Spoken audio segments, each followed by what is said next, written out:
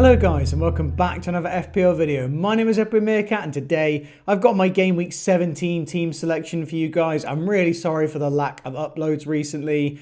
I've just had a really busy time at work, to be honest. I've been able to post over on X. I've made plenty of posts over there, but to be honest, I just haven't had any time to make a team selection video on here. So yeah, quite a lot to catch you guys up on if you haven't been checking my team posts over on Twitter, because it's been a couple weeks. It's been a few weeks since I last uploaded a team selection video, but I'm hoping to try and get the consistency back on again. Now it's the holidays, I'll have a bit more time to post these kind of videos. So let's have a look at how the team is doing and see how we did in game week 16. So as you can see there, I've actually gone well into the top 100k now. I was actually sitting at 64k last game week. And the game week just gone, I've got a small green arrow there. I've gone up to from 64k to about 60k there. So a really small green arrow there. I think if I had 1 point less, it would have been a red arrow. It was that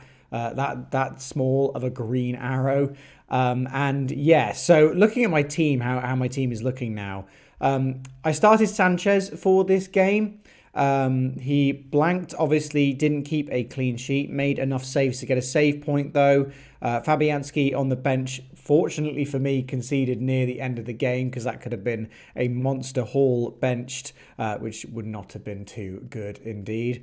Virgil van Dijk there getting 1 point. Obviously Liverpool's defence has been terrible since I've got him in. I do want to keep him around just because Liverpool's fixtures are that good coming up, but I do really wish that was someone like a Saliba or a Gvardiol who seem to be getting far more points than him at the moment. Gabriel there getting a 9-pointer, finally back. I have kept him through all of these injuries or whatever's been keeping him out. So I'm very happy for him to return, get maximum bonus. This is why we have him in the team. He's such a good asset when he is available. Kirkes there getting a 2-pointer. I did bring in Kirkes, so game week 15 I brought in Kirkes. And it was to bench Robinson, but unfortunately, Robinson got 2 assists against Liverpool, which I didn't see coming at all. And now everyone's going to get in Robinson this week for a lovely fixture against Southampton, and also going to get the points, whereas I didn't get the points from him this week, which is a little annoying. Kirkes losing his clean sheet to a dubious penalty in the West Ham-Bournemouth game. To be honest, Bournemouth looked like a great defence during that game. They could have conceded a couple times, but yeah, losing the clean sheet to a penalty like that was quite frustrating, to be honest. Faze is no longer a starting player at Leicester. He's just a complete dead option on the bench, but I don't see any reason to move him on at the moment, whilst I've got 4 defenders that I'm very happy with otherwise. Captain Salah, he did outscore Palmer. It really was a choice between Salah and Palmer. It was a really, really close one, in my opinion. I just went for Salah because I feel like his consistency has just been higher. And even though he didn't, the red card in the Liverpool game, I didn't actually watch many of these games. I was just so busy over this period. I've not really, this game week, I've not seen many of the games. But yeah, obviously I saw that there was a red card. I think he still had chances in the game. But yeah, Fulham are a much better defence, I think, than Brentford. So maybe it wasn't the best decision, but I thought it was a really close one. And if I think it's that close, I'm just going to go Salah, just because he's the higher owned player and I think he's just the better player, just about. I think it's very close, but yeah, I do prefer to back Salah when it's close. Obviously, Palmer, like I said, getting a blank, did actually manage to get a bonus point, despite the fact he didn't get any returns, just showing you how involved he is in that Chelsea team. And yeah, very happy to keep him around. I do have Saka in my team, and he is really, really getting on my nerves. I've had him for 3 game weeks now, haven't got a single return from him, and I sold Son to get him in, who now has 3 goals, 3 returns in that time. Actually, no, 4 returns. He got a goal and 2 assists this game week, and then he got a goal in the previous week. So, yeah, the coin toss between Saka and Son has just been landing against me every single week. So getting very frustrated with that. But I think Saka's a good enough player for me to keep in the team. And well done for any of you who've held on to Son for this long. and you're now getting the returns that you so thoroughly deserved for being that patient with him. I unfortunately have jumped off at the exact wrong time. And yeah, I didn't get either of Saka's double-digit hauls, but yeah, I've had 3 of his blanks, so maybe I've broken him as an asset. And Mbumo is an interesting one. 9-pointer. I was so set on selling Mbumo in game week 15 until the postponement of the Liverpool-Everton game. And the postponement of that game meant I needed to buy someone like Kirkez in order to have enough players for the game week, because Gabriel was potentially out and Van Dijk suddenly lost his fixture, and I had 2 bench players, defenders, who didn't play. So I had to get in someone like Kirkez to actually play.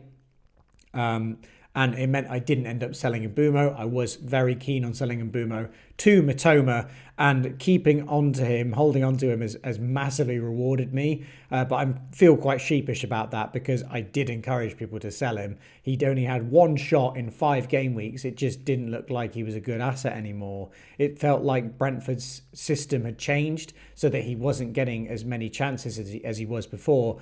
But they've now reverted back to that front line of Visser and Mbumo. And I know that Thiago also played in one of the games, but it seems like Mbumo's either playing as a second striker or a right winger. He is still playing rather wide, but Roeschlev has actually played in the last game, meaning that he's been playing at right wing back and Mbumo has been playing higher up. But in the games before that, Mbumo's basically been lining up as a right wing back, having a lot more defensive duties. So really unfortunate if you did sell him. I wouldn't have disagreed with your decision to do so. But yeah, luckily for me, I held on to him and got that return from him and the bonus points.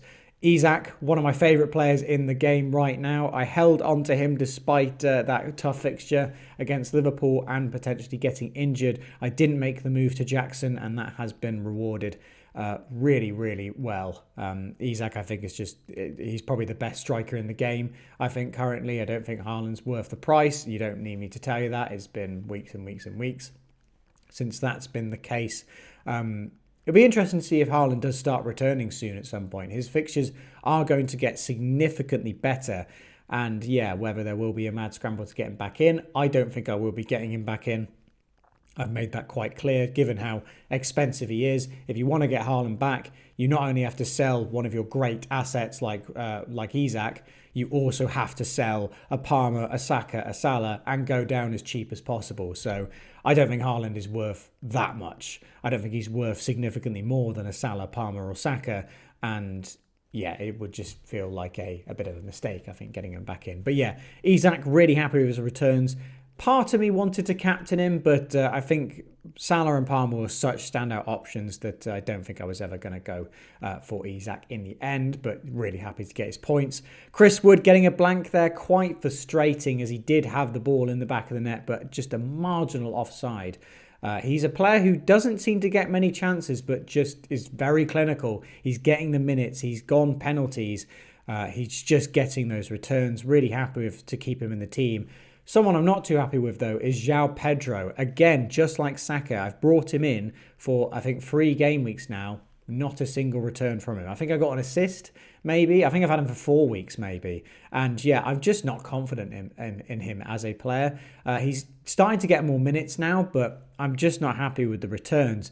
But I'm not really too sure who I'd move him on to, and the next 2 fixtures do look quite good, so I probably will end up holding on to João Pedro for a little longer, even though I'm not too happy with him as an asset. Rodgers on the bench there. Yes, Villa's fixtures are getting tougher, but he is my 8th attacker. I am benching him a lot more now. There is potential to move from Rodgers to someone like an Enzo, an Ahmad. I've even looked at the likes of a Iwobi. Obviously, Semenyo made a case for himself. Maybe not anymore. He doesn't seem to be getting the returns anymore. There's potential to do that, but I do quite like Rodgers for the value he provides in the team. I did end up rolling the transfer in game week 16 as well. So going into the following game week, I do have 2 free transfers to play with. So let's have a look at how the team is lining up for game week 17. I'm very happy with how it looks, and to be honest, I think I'll probably be rolling another transfer, rolling to 3 free transfers there. I've not made a transfer, and to be honest, I don't really think I need to. I'm starting Sanchez in goal over Fabianski. I think that is actually closer than it looks. Everton do seem to be coming into quite a bit of form now, and they are playing at home, but it does seem to be like Everton are playing more defensively and not showing much in terms of offense. So I'm hoping that that is going to be a low-scoring game in that Chelsea-Everton fixture, and they can keep the goals down, and therefore they're not going to be attacking much. So Sanchez can try and get a clean sheet. And I do think I back the Chelsea clean sheet against Everton more than I back the West Ham clean sheet against Brighton, despite the fact Fabianski is playing at home and seems to be playing exceptionally well. He had a very good game against Bournemouth. So it's close there, but I think I will be going for Sanchez in goal. Van Dijk against Tottenham, not a brilliant fixture, but again, Liverpool's fixtures are going to get really good after this game week. So I'm not too worried about him. I will keep Van Dijk there for a little bit longer. There is potential to move to another Arsenal defender or a Gvardiol, as they are at similar price points, and I've not really been wanting to do too many other transfers, but I think I'm going to keep Van Dijk there for the time being. Gabriel going absolutely nowhere. I think he's the best defender in the game right now, and hopefully he can get a clean sheet against Crystal Palace. Robinson, everyone's bringing him in this week, which feels great, I guess, to be confirmed that everyone's bringing in the player that you have, but I quite liked having him as a differential, and now I don't think he's going to be one anymore. He's probably going to be part of that template team. Obviously, a great fixture against Southampton. He's going absolutely nowhere. This is why I kept Robinson about, was so that I could get these nice run of fixtures. I am looking at Munoz from Crystal Palace once their fixtures turn in game week 18. He does look like a really, really good asset. He's been super attacking. Easily the highest attacking potential out of any forward that there's been over the last few game weeks. I just don't know who I'd remove to get him in. I could remove Kirkes, as you can see there on the bench, but then who am I benching? Probably Munoz again, or I'm going to be benching one of my attackers. I could go to a 4-4-2. I could bench the likes of João Pedro. That is definitely in my mind. Obviously, no one is playing a 4 at the back at the moment, but there are a couple attackers who are blanking quite frequently, so I might look to do that. We'll see how that goes. Armband is on Salah, as you can see. I don't really have much queries about that. I will say, even though the vice captaincy is on Palmer in that graphic, it's between him and Isak again. I think Salah, he's just got that consistency, right? He just keeps returning. He's absolutely going to get chances against that Tottenham side. I don't think there's any chance of a blank. It's just whether it will be a high enough score to justify the captaincy. It is away, but yeah, he's going to get chances against that Spurs side, and hopefully it is a haul. Palmer, happy to keep him in the team. Not really thinking about captaining him. Everton away has been proven to be quite a tough fixture now. Teams have really struggled to score against Everton recently. Saka, nice game against Crystal Palace. 3 blanks in a row for him, though. Just want some kind of return from him at this point. Bumo, home to Forest. Again, decent fixture. Forest have not looked like the defence they did at the start of the season, so hoping for a return there. Isak away to Ipswich, definitely my second favourite for the captaincy. Isak's just in such good form. Ipswich away is not a bad fixture. It is away though, and Ipswich have been notably better at home than they have been away. So that is kind of putting me off a little bit. But yeah, it's been 3 decent returns for Isak in a row. So we could very much get a good return there. So yeah, it's pretty close between Isak and Salah, I think. Wood away to Brentford, good fixture. Very happy to have him in the team. Brentford have conceded a lot from strikers, so very happy to have him. And João Pedro, it's a good fixture against West Ham, although they look pretty shocking in terms of defence. Fabianski really kept them in the game. Bournemouth had so many shots in that game.